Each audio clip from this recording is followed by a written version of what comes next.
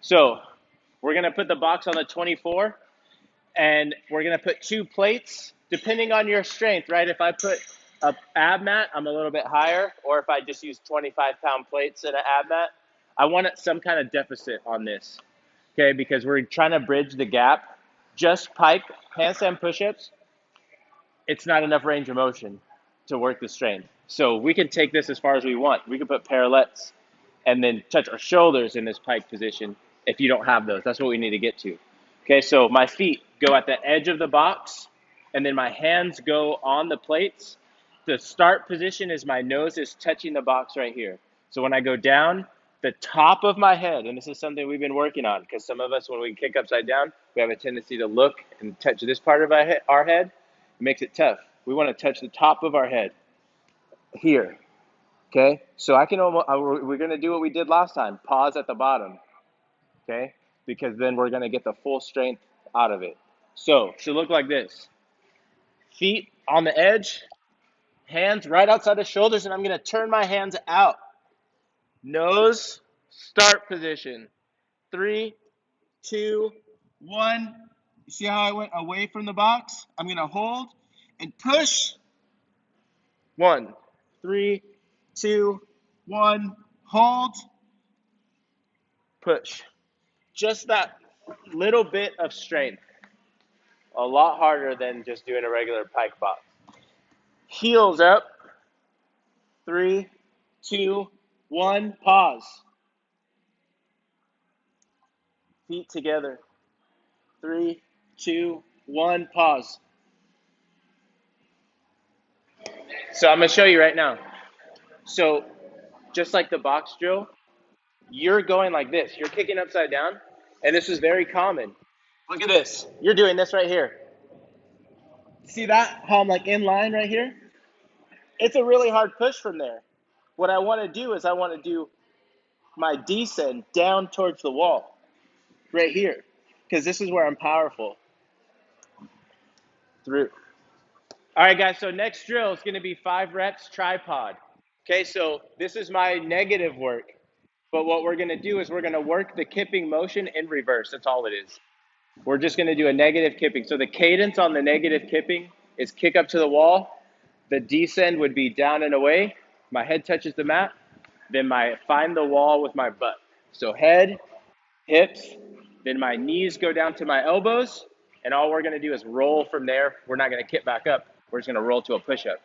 So you kick up, negative down, working the cadence of the handstand push-up, which would be kick up, negative, find the wall, knees, 1. That's the motion. Up, find the wall, knees, 2. Okay, so if you notice, if I'm in the right position, if I bring my knees down, my body will naturally just roll because my hand position is in my palms, not my head. If you get stuck coming out of the roll, that means you have too much pressure on your head and not shifting into your hands. It's one of the most common mistakes. And I'll show you the difference. It's once you do this right here. See this? How I don't roll? If I push into the floor and point my toes, now I'll roll. So in the kipping handstand push-up, you actually want the energy to go towards the wall, into my hands, up. Most of us just slam on top of our head. So we actually want to practice that roll, the weight. So the weight shift goes from, let's say it's more towards my thumbs, towards my palms, and push out. Let's do 5 of those. Okay, drill number 2. I think we all know this one by now. 5 wall walks. Okay, so all we're doing is we're going up to the wall. The difference is we're not doing it like the open. You're not going to slam down. Okay, you're going to come up with control. So I'm up, find a position, walk. I want you to touch your nose this time. This is what I want right here. Walk out, get here, walk, walk, walk, walk. Don't slam down. Okay, for this. and then just do 5, okay? All right, so these stability walks, we learned last time. We're not going to go more than these 26s here. So for the ladies, you guys are going to use these pink ones, which are 16s. So we're going to get under it, but what we're going to try and do is control the weight. That's all. So I'm in that front rack position. I'm going to stand up, and then even this right here. See that? I'll probably just have to get even. Do I look even? Uneven? I'm just going to lock out. You see how this is moving around? Biggest thing being upside down is stability. So we're just going to work it right side up. So can I walk heel to toe without letting this move as minimal as possible? So heel to toe means I have to stay tight in the middle. Because if I just walk lazy, it's going to go, right? So I'm pushing up. I'm controlling it. I can feel it moving. I'm just going to hold it. But now I go like this. And I'm just going to walk 25 feet, trying to stay as controlled as possible, right? I'm going to be doing it Thursday, starting not this week, but next week. There you go. Yep, head through. Smash the bun.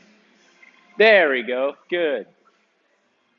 Eliminate that little bump. Yes. Right? Go straight towards the wall. Right away. Good. Look at that. Just one more set, you already understand the movement, right? Good. Right? And so this is what we talk about, refining movement and making it perfect. So this is our time to work it. So then if it does get sloppy, we go back to our fundamentals, right? There you go. Yep. Good. Nice, Jason. Okay, so let's just, and when you when you touch your nose, lock your arms and like squeeze, right? Squeeze your shoulder blades. Push, push, push, push, push. It's good, man. You have no shoulders tomorrow. Yeah. This is gone. I mean, you don't need shoulders tomorrow. You know what I mean? You just need to do your bar muscle ups. Yeah, that's it. I feel like it's a mix. Sometimes I come out of gymnastics on the Monday feeling refreshed, like I got Yeah. Well, because this is a moderate pace. It's not an intense pace. Yeah. It's a go when you feel versus like, it's like when we did the wall. If I'm over exaggerating the roll to push up, I can actually just like slide my feet to the floor. So I want it to be one smooth motion.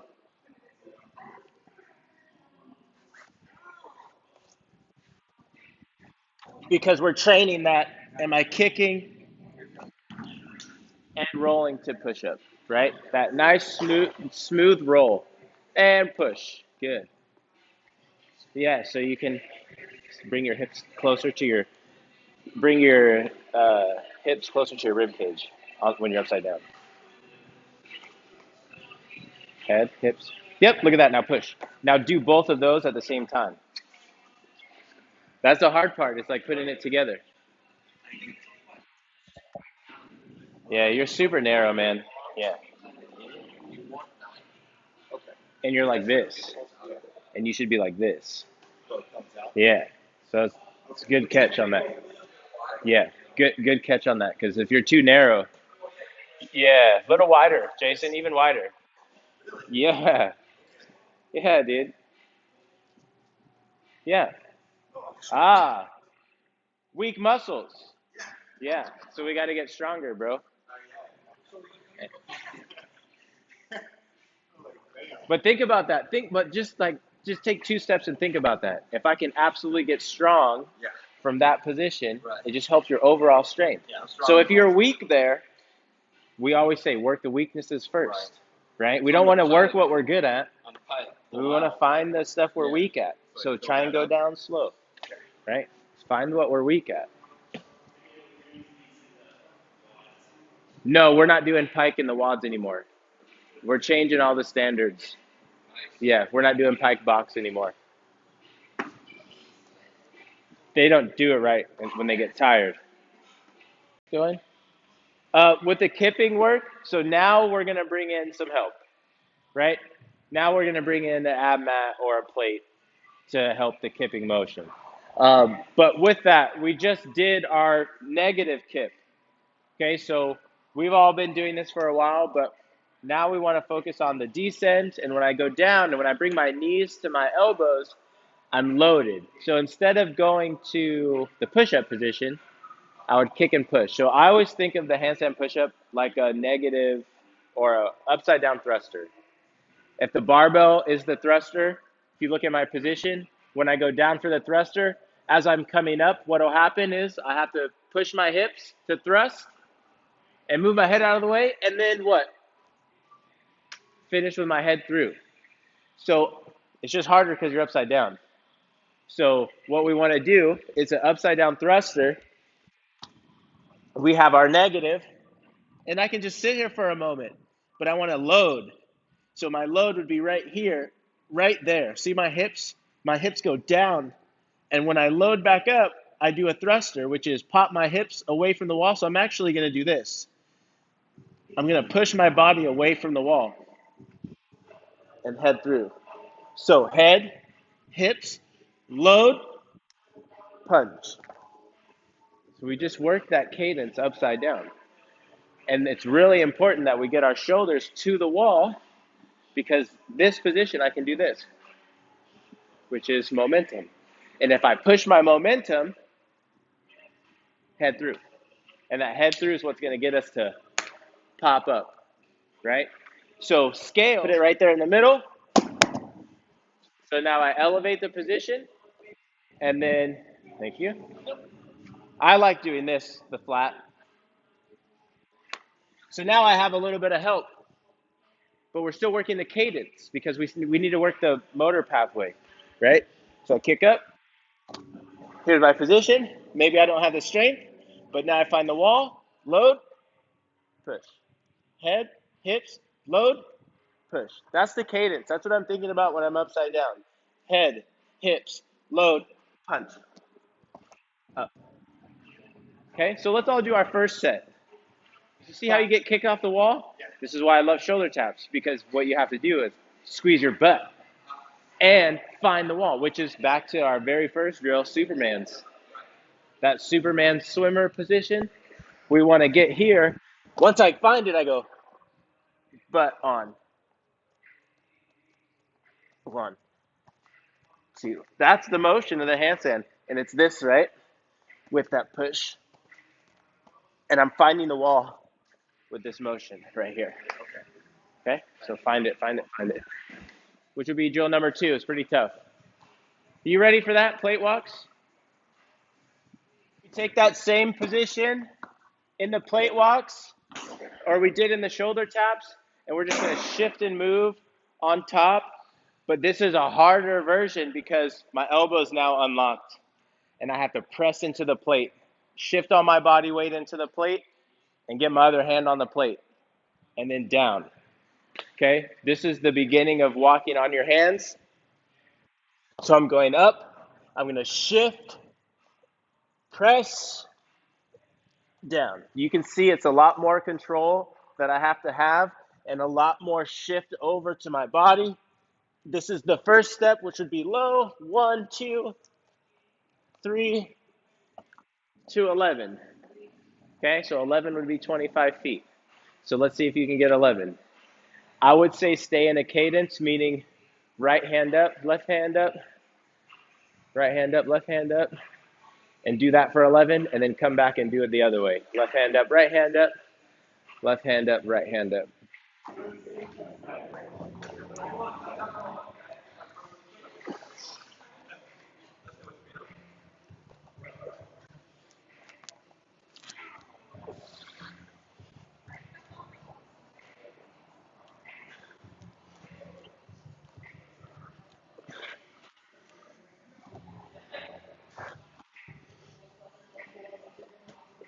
This out, and you're just gonna kick up like normal. Find me, and then walk. Good.